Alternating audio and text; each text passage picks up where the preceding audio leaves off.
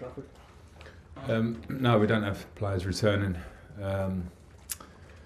Mason, Reece and Chile won't make the game. Ben Molyneux's out. I think so we're as we were. I think Zhao had a small injury at the weekend, so he's back involved. You mentioned Mason Mount there. Does that feel like a lost cause from a Chelsea perspective? Does it feel like he has played his last game at Chelsea? A lost cause? I don't know. It's not my answer to make. It's probably between Mason and the club. How much are you relishing the test posed by a Manchester United team still needing a point to qualify for the Champions League next season? Yeah, I mean it's a similar situation to approaching Manchester City, albeit they won the league the night before, but they're a high-level team who are in a really positive way.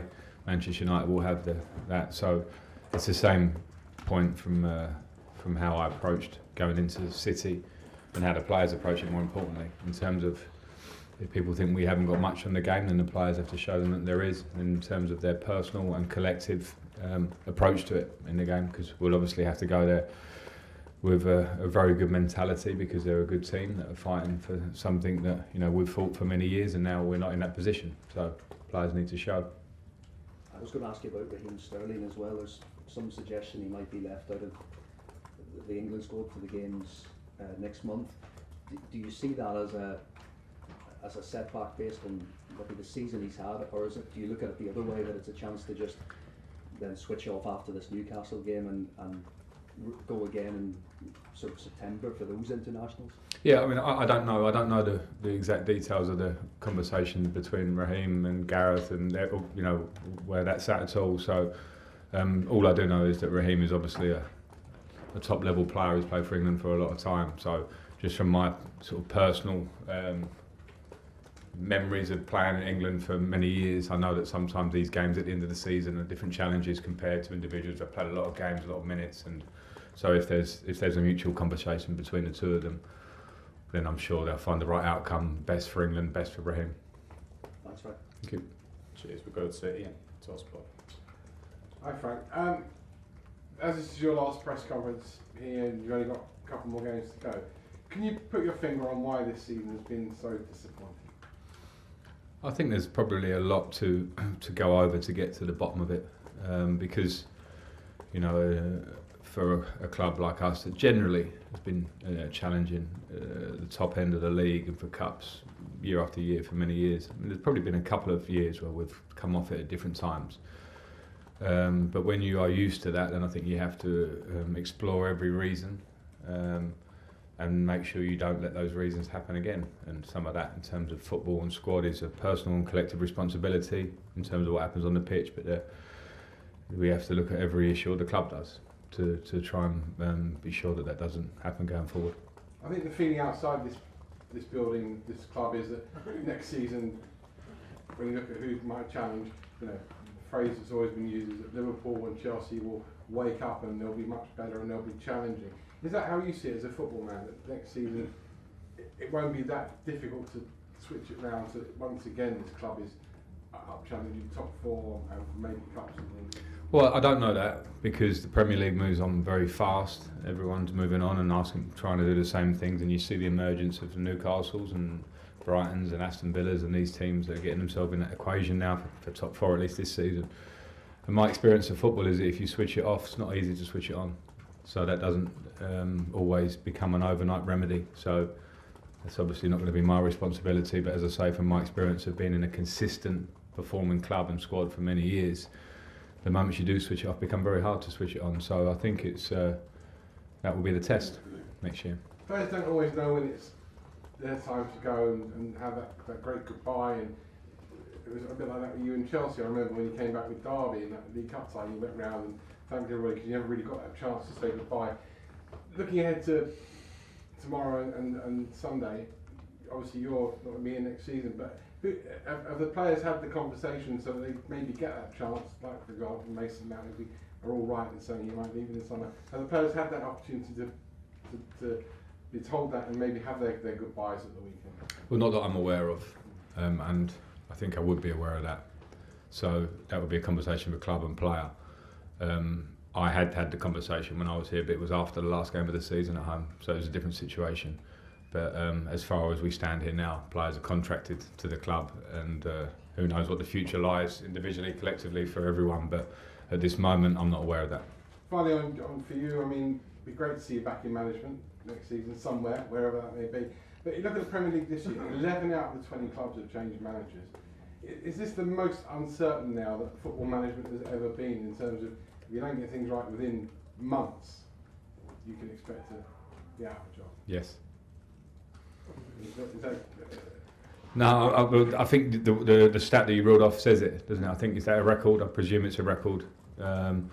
So I think, you know, there are understandable factors to it in terms of the brand of the Premier League and what it means to teams to stay in there. So I think it's viewed that differently now if the first person receives the blame, if you want to put it that way, is the coach. And if you understand that when you go into these jobs, then that's probably a good thing to understand it.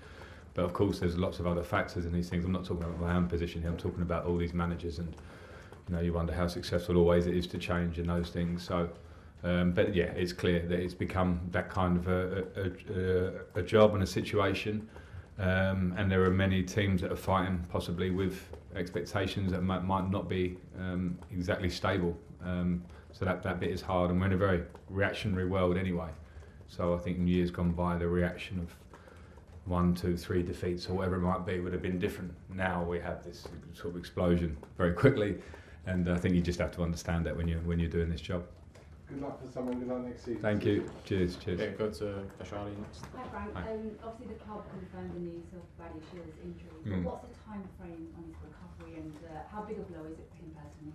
It's a big blow for him. I'm really disappointed for him because he's come here. I think he's impressed, and you know, the games just before he got injured, I was very happy with him, and I think he's going to be a really good player for the club. But the injury is unfortunate. It's a bit of a complicated injury in his hamstring, and we're probably talking months rather than weeks, unfortunately. And that's all I'll say at the minute, because you know it's a little bit complicated, as I say. But I hope for him that the timing of it over the summer means he's not missing games, and you know, he comes back stronger.